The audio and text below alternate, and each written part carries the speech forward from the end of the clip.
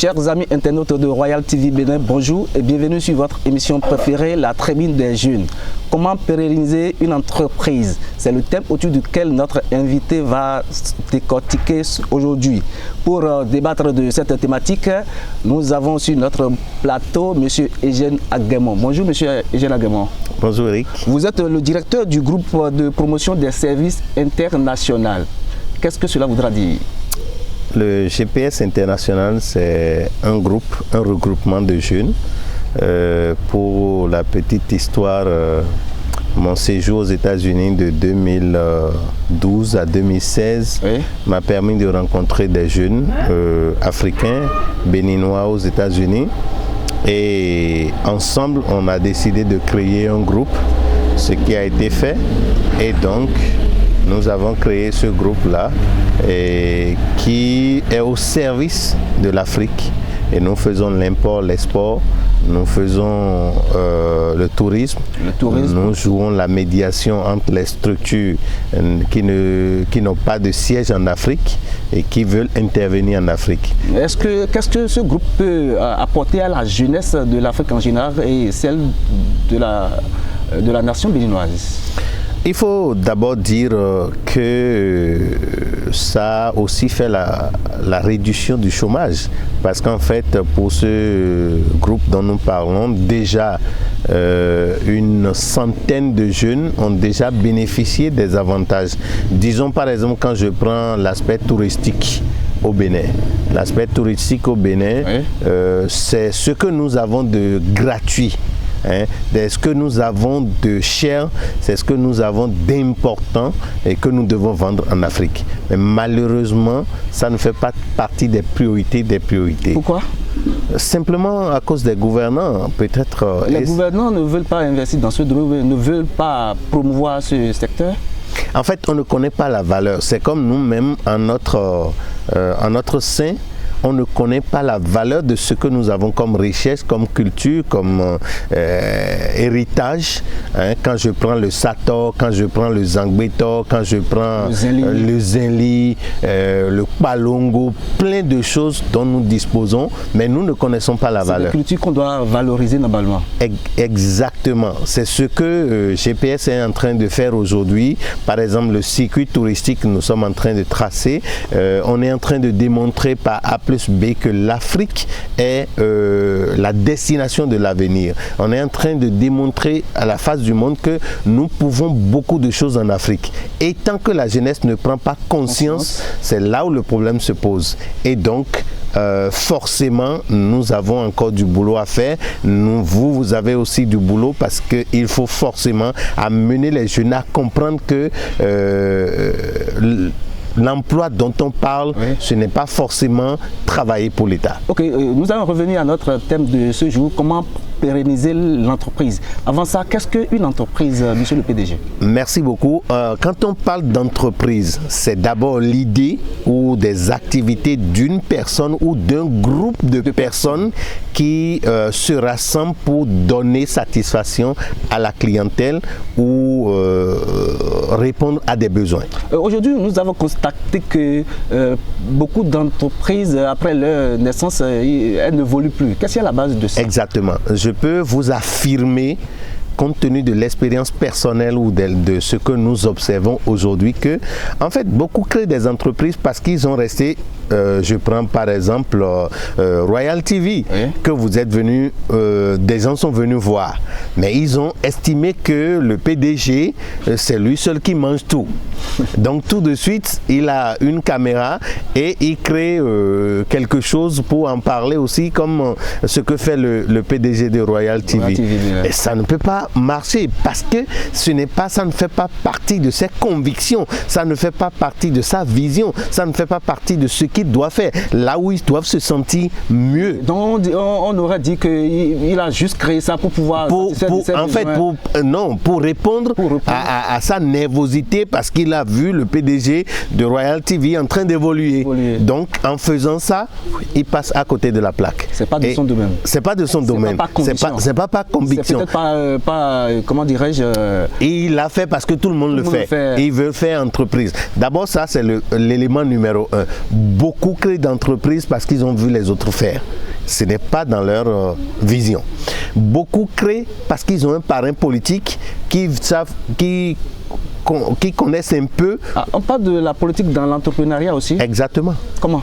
Oui, parce que si toi, Eric, tu as un parrain politique qui voit qu'il y a un projet qu'on doit octroyer à quelqu'un. Au lieu que lui-même reste devant, il t'appelle, il dit Eric, écoute, va créer une société, nous allons exécuter tel projet. Est-ce que ce n'est pas ces entreprises qu'on remarque 1 an, 2 ans après, elles disparaissent? Exactement, puisque le parrain n'est plus là, il n'a plus de marché et la mort est déjà planifiée. Il sait que c'est au moment où il est là que la société va exister ou la structure va exister, mais dès qu'il n'est plus là, c'est fini. Et troisième chose, on incite les jeunes à aller à l'entrepreneuriat sans leur donner les outils nécessaires. Alors, je donne l'exemple là. Vous prenez par exemple le campus d'Abomey-Calavi. Oui, UAC. UAC, qui forme beaucoup plus de banquiers que l'Allemagne qui est le siège mondial de la banque. Il y a combien de banques au Bénin? Alors aujourd'hui quand vous rentrez, vous voyez ceux qui ont fait banque, finance, assurance. Oh, on ne peut, même si on crée banque famille, on ne pourra pas les recruter tous. Quand vous prenez les sociologues, la sociologie, l'université d'Abomey-Calavi forme plus de sociologues que les États-Unis et la France ensemble. Alors que le constat au Bénin, lorsque l'État lance un concours, on a besoin des psychologues, des sociologues, c'est à peine 1 ou 2 on demande. Alors que... Oui, mais en fait, c'est ceux-là, par exemple, après le bac, devaient quand même étudier quelle est leur conviction, quelle est leur vision, qu'est-ce qu'ils doivent faire, quelle est leur carrière envisagée. Comme ça, la jeunesse doit entreprendre. La jeunesse doit entreprendre. Voilà, mais là, j'en viens. Okay. Je dis, la jeunesse doit entreprendre parce que s'il n'a pas une base en entrepreneuriat, il ne peut pas entreprendre. Et comment la jeunesse peut entreprendre? La jeunesse va entreprendre, il doit aller à l'école de l'expérience. Il doit aller à l'école de l'expérimentation. Ce qu'on doit aujourd'hui enseigner à la jeunesse, c'est d'abord apprendre à travailler ensemble. Puisque quand je parlais de l'entreprise tout à l'heure, je dis c'est des activités d'une personne ou d'un groupe de personnes. Je vais donner un exemple par hasard. Oui. On dit qu'au Bénin, il y a près de 3 millions de diplômés sans emploi. Alors, 3 millions de diplômés sans emploi. Mais tu ne verras nulle part où il y a 20 jeunes diplômés sans emploi qui sont en train de travailler ensemble. Tu ne verras jamais, nulle part. Qu'est-ce qui est la cause de ça? Je vais en venir. Okay. Alors, quand on prend les 3 millions de jeunes diplômés sans emploi au Bénin et qui se mettent ensemble pour cotiser 10 000, je vais aller dans les détails, vous allez comprendre. Ça, c'est la pratique, ça. Ça, c'est la pratique, ça. Oui. Qui cotise 10 000. 10 000 francs fois 3 millions. Ça fait quelque chose de 30 milliards. 30 milliards. Donc, vous avez déjà une banque qui peut avoir des agences, des annexes, des antennes, des activités connexes pour recruter près de 500 000. C'est important. C'est ce que les jeunes ne comprennent pas. C'est ce que les jeunes ne comprennent pas. Alors, est-ce que c'est pas parce que il n'y a pas la confiance totale aujourd'hui? Parce que quand l'autre dit... tu viens de sortir le mot. En fait, les Béninois sont tellement méfiants que travailler ensemble, c'est que dès que toi, par exemple, tu te débrouillais dans la vie et puis quand tu achetais, puisque tu n'as pas l'opportunité de porter la veste, parce que tu ne peux pas porter la veste pour aller au champ. Mais maintenant que tu es sur le plateau, tu commences par porter, on va dire, mais quand même, où est-ce qu'il trouve l'argent? Donc déjà, on commence par creuser un peu autour de toi, par fouiller autour de toi pour chercher à savoir. Commencez par parler au PDG pour dire, il faut faire attention avec ce gars-là, parce que lui, là, comment il n'a jamais fait ci, il n'a jamais fait ça, voilà, maintenant qu'il est là, est-ce que ce n'est pas ta caméra qu'il est en train de vendre pour faire... Donc, voilà un peu la mentalité de la jeunesse, béninoise. Cette mentalité n'avance pas. N'apporte rien. N'apporte rien concrètement. Parce qu'au moment où tu es en train de détruire l'autre, toi-même tu es en train de t'auto-détruire. Conclusion, celui-là qui finalement sait que Eric ne fait pas ça, ne pourra plus te faire confiance, même quand tu vas lui dire quoi que ce soit. Donc, nous devons quitter la phase méfiance pour passer à la confiance. Et globalement, les familles ne sont plus ensemble parce que l'entreprise peut être familiale. L'entreprise peut être papa, maman et les enfants. L'entreprise peut être les frères. L'entreprise peut être une communauté. L'entreprise, je prends par exemple... Ça, on voit par exemple entreprise Sénat, fils et salle. Ça encore... C'est SAL, Société à responsabilité limitée.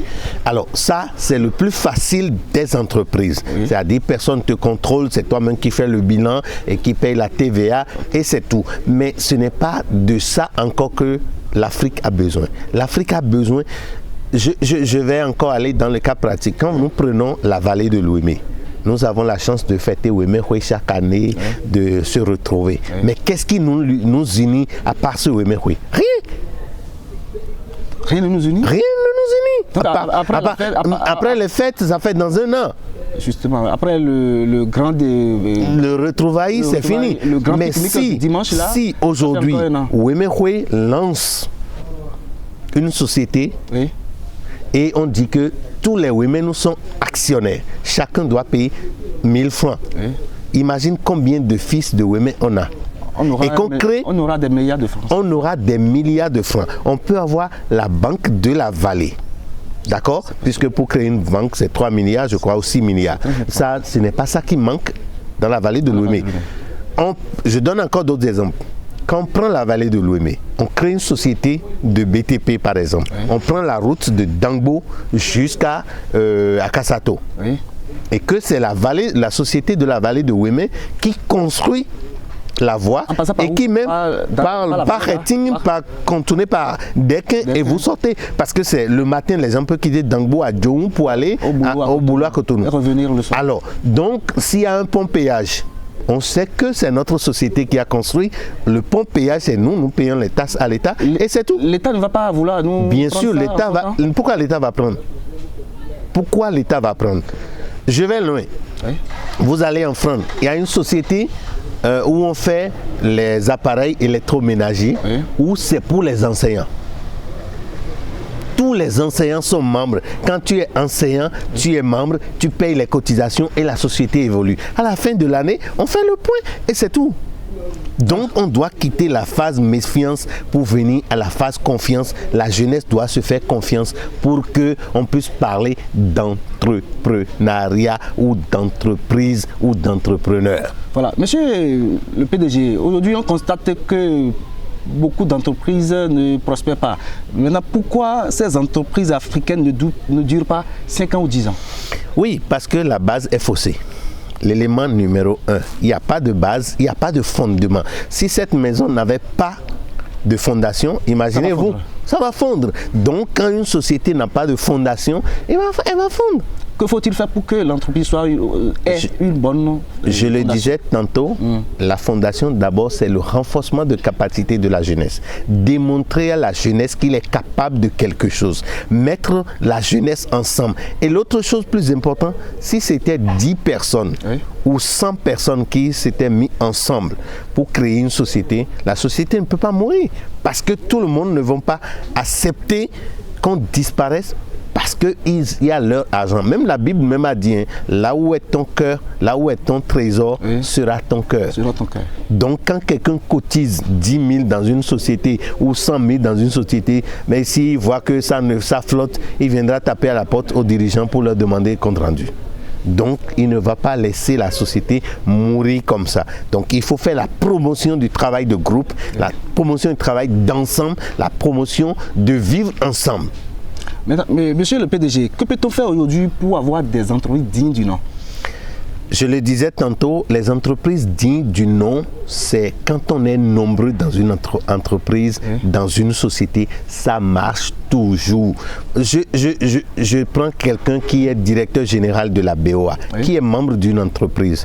Alors, et qui vous faites papeterie, BTP et consorts. Si on veut lancer les marchés dans votre entreprise. Le directeur général ne va pas, il va penser à son entreprise. Il va vous informer parce que vous aurez des informations à temps. C'est vrai. Vous aurez des informations à temps et vous postulez. Il connaît les règles, il connaît les critères de sélection. Donc, il va tout faire pour instruire les dirigeants de l'entreprise à satisfaire aux exigences de l'appel d'offres. Et conclusion, pour pouvoir gagner le marché. Comme ça, la société va fonctionner tous les jours. Ça va pérenniser. Puisqu'il y a le conseil d'administration qui se réunit, les difficultés sont débattues, les montagnes sont aplanies, et puis tout le monde prend ça comme sa chose et on évolue. Mais tant qu'on serait là où on est aujourd'hui, malheureusement ou heureusement, l'État béninois avait demandé que la création de l'entreprise est gratuite.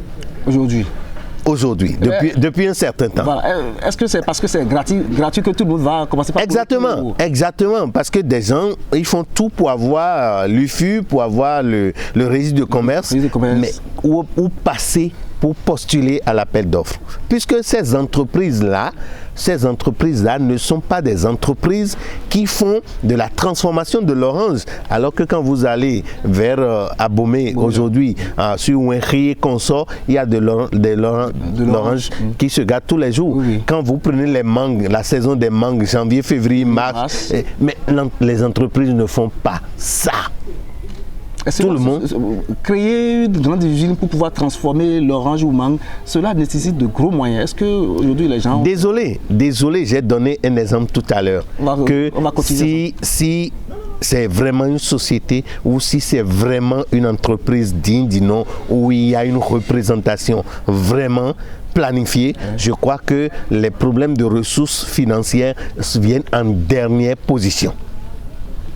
J'ai donné l'exemple du DG de la BOA tout à l'heure. Si vous devez, il y a l'opportunité, on sait que les machines sont bien installées et on connaît le coût, on connaît la source. Faire un prêt à la BOA en ce moment pour installer ces entreprises ne poseront pas de problème.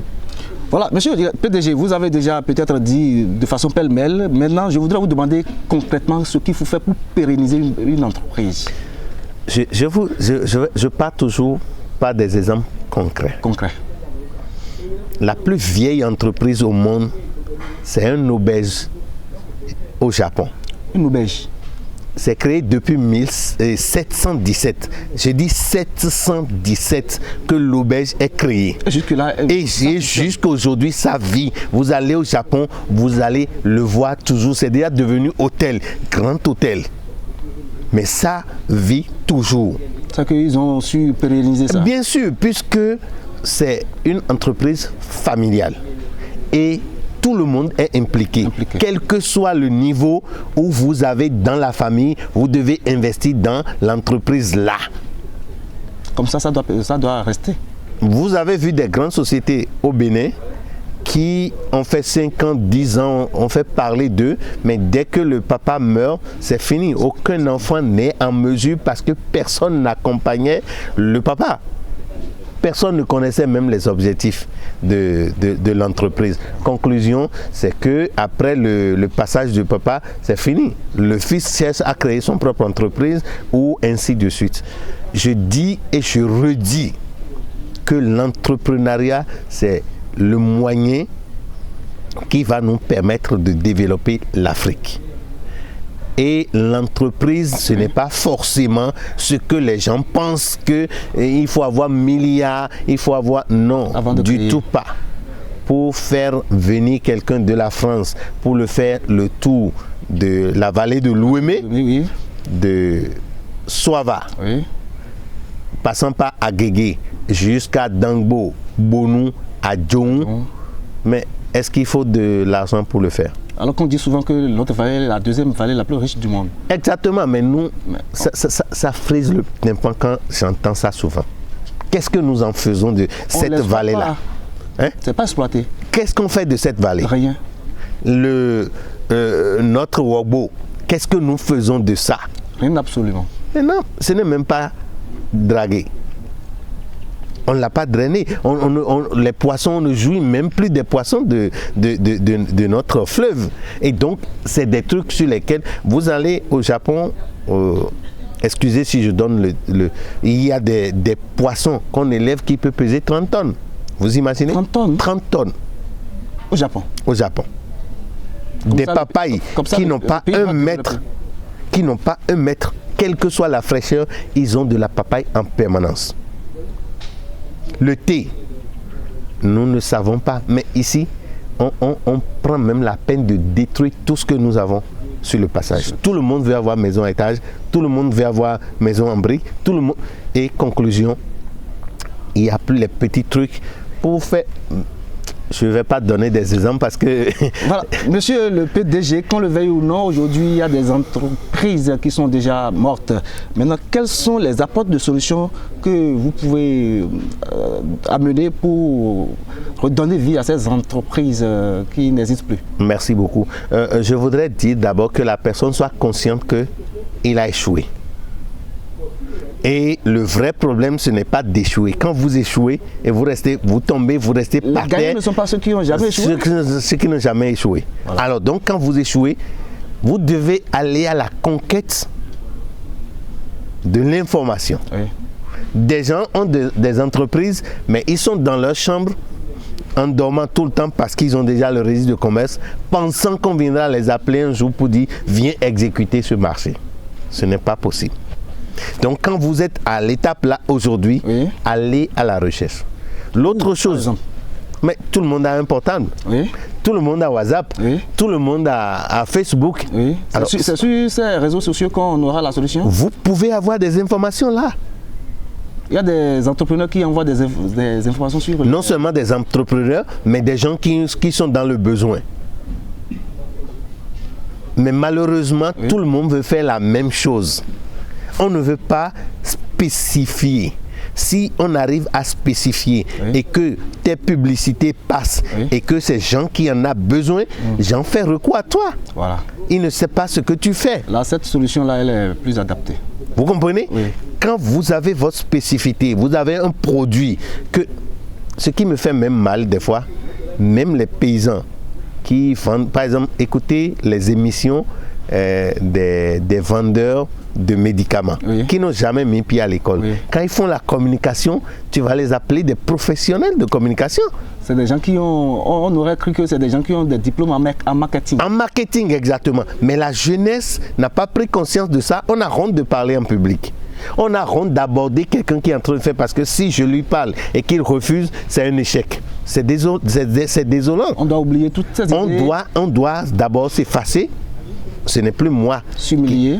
On doit s'humilier. Ce n'est plus moi. Mais pourquoi ne pas faire une tournée avec son groupe pour aller rencontrer tous les maires de la vallée de Lomé pour dire voilà ce que je vous apporte. Si vous avez besoin de moi, même si les 9 n'ont pas agi, il peut y avoir une seule mairie, oui, qui va dire ok, venez faire l'expérience avec nous. Et c'est en faisant l'expérience que d'autres vont dire ah, c'était une bonne chose, on ne savait pas. Merci, monsieur le PDG. Vous êtes Eugène Agrément, président du groupe Promotion des Services Internationaux. Président du groupe de promotion des services internationaux. GPS International. GPS International. Nous tendons progressivement vers la fin de notre émission. Monsieur Eugène Agrément, nous allons entrer dans l'instant galerie. Quels sont vos mets préférés que vous aimez? Waouh, mon mets préféré, c'est la pâte et la sauce cliente. La pâte et la sauce cliente. Et votre loisir ou vos loisirs? Ah, mon loisir préféré, c'est être dans la vallée de Lomé, être sur l'eau. C'est mon loisir préféré, ça. Merci. Si je suis à Sotiankoué, soit Va et Gambie, à Guégué, je suis plus heureux. Je suis très heureux. Voilà, chers amis internautes de Royal TV Bénin, c'est la fin de notre émission. Comment pérenniser l'entrepreneuriat ou une entreprise? C'est le thème que nous a développé invité, M. Eugène Aguemon. Il est le président du groupe de promotion des services internationaux. Donc pour pérenniser ou bien pour créer votre entreprise, il suffit juste d'aller sur le site de Royal TV Bénin, vous tapez, vous allez vous en sortir. Merci et à la prochaine. Royal TV Bénin, toujours proche de vous.